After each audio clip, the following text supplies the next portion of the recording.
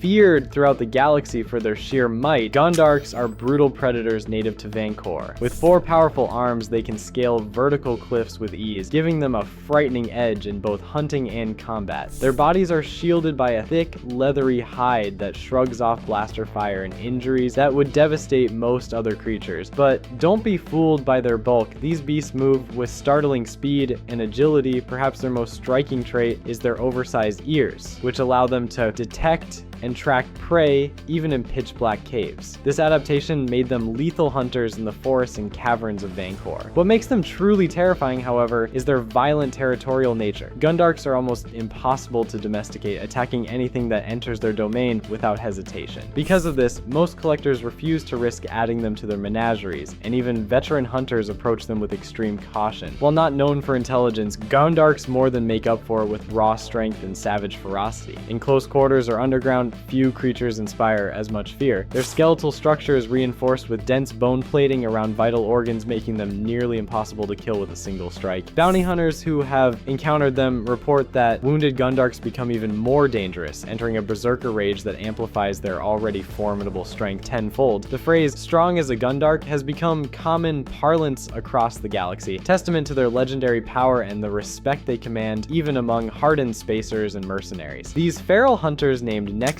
are from the jungles of Cholana and are ambush predators perfected by nature. Their 4 eyes provide an enormous field of vision, and their infrared sight means they can stalk prey even in total darkness. Their fur may appear soft at first glance, but in reality it's so coarse it feels like sharp needles. Add in the dangerous quills running along their backs, and even touching one can be a painful mistake. Nexu are terrifyingly athletic, capable of scaling walls and leaping vast distances in seconds. They use fear to their advantage, unleashing piercing shrieks to disorient victims before striking. With a mouthful of dagger-like teeth, they don't just kill, they often toy with their prey first, stretching out the horror. Their speed, cunning, and predatory instincts have made them a spectacle in gladiatorial arenas, though controlling them is nearly impossible. Driven by primal intelligence and razor-sharp instincts, a Nexu's agility often secures victory in battles where larger predators fall short. Their retractable claws can slice through durasteel plating, making them effective against both organic prey and armored targets. What makes them particularly formidable is their ability to learn and remember attack patterns, adapting their hunting strategies after each encounter. Arena masters discovered that Nexu possess rudimentary problem-solving abilities, capable of identifying weak points and barriers and exploiting environmental advantages. Their muscular hind legs generate explosive power, allowing them to change direction mid-leap with uncanny precision, making evasion nearly futile once they've locked onto their target. In the last truly great Star Wars movie, Return of the Jedi, do you remember when the Ewoks used a massive log trap to smash an AT-ST? Well,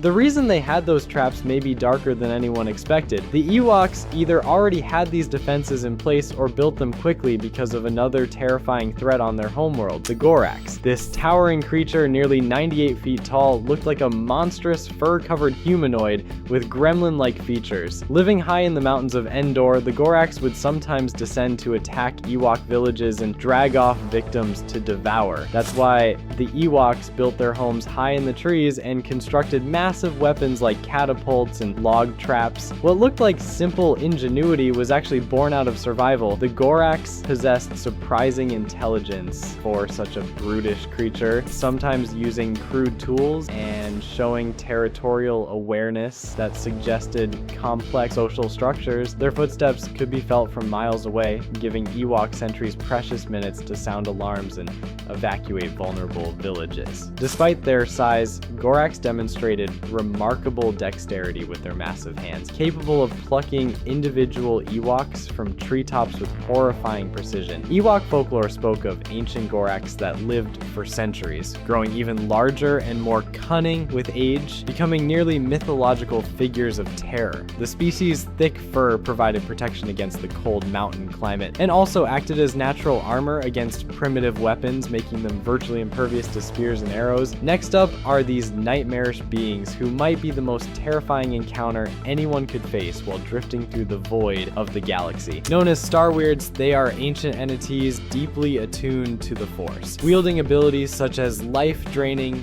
Force grip, Foresight, and even Force Force lightning. Appearing as corpse-like humanoids with twisted claws sharp enough to shred through flesh, they strike fear before even touching their prey. Anyone who dares look upon them is cursed with the vision of their own decaying face. What makes them even more chilling is their near invulnerability. Conventional weapons like blasters do little to stop them. Their preferred targets are Force users, especially Jedi, whom they despise with a burning hatred. Imagine being stranded in space only to hear blood-curdling screams echoing through the vacuum, like banshees stalking the helpless. That's the horror sailors described when their ships failed in deep space. Little is truly understood about these creatures, but many believe they are not living beings at all, only manifestations of pure dark side energy. Some scholars theorize they originated from a catastrophic Force experiment gone wrong millennia ago, while others suggest they're vengeful spirits of corrupted Force sensitives unable to find peace. Their ability to materialize aboard sealed starships defies all known laws of physics, phasing through hull plating as though it were mere illusion. Survivors report experiencing overwhelming dread minutes before an encounter, as if the Star Weird's project waves of terror ahead of their arrival. Most chilling of all, they seem drawn to isolation and despair, preferring victims who travel alone through uncharted hyperspace routes where rescue is impossible. The Blackwing virus, arguably the darkest form of zombism in the Star Wars galaxy. This horrifying plague was first engineered over 4,000 years before the Empire by the Sith Lord Darth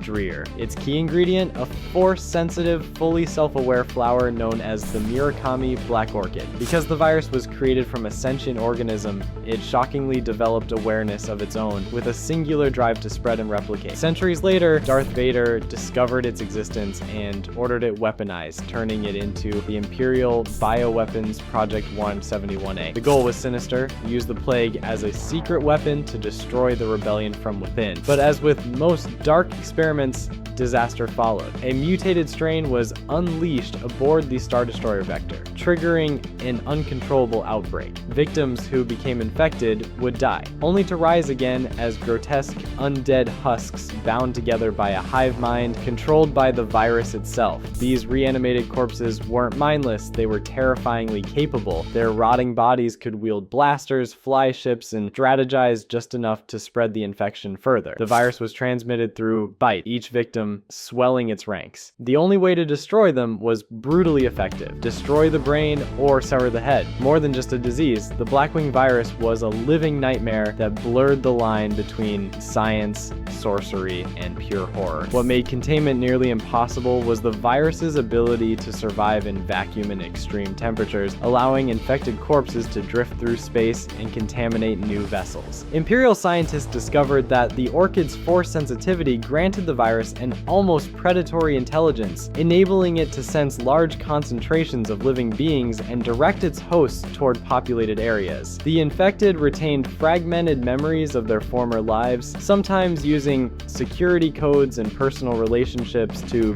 breach quarantine protocols. Even incineration wasn't foolproof. Spores could survive in ash and reactivate when exposed to living tissue, making thorough sterilization an absolute necessity. The mythosaurs were so massive, they rivaled the size of a small city. Covered in scaly reptilian hide, mythosaurs had enormous tusks that curved inward, used to battle rivals in brutal displays of strength. They were native to Mandalore, where they carved out lairs deep beneath the surface in the very Beskar-rich mines that also housed the legendary living waters. According to Mandalorian legend, Mandalore the Great was the first to slay and then ride one of these terrifying creatures. Ancient Mandalorians soon followed, taming mythosaurs and riding them into battle, a fearsome sight that cemented their warrior reputation across the galaxy. It's also said that Mandalore the First crafted the very first Mandalorian mask from the sternum of a mythosaur, a helmet so durable it was nearly impossible to destroy. Over time, mythosaurs transformed from living monsters into enduring icons of Mandalorian culture, their skulls becoming the symbol worn proudly on their armor. But their fate was grim, driven to extinction extinction, most likely because young Mandalorians hunted them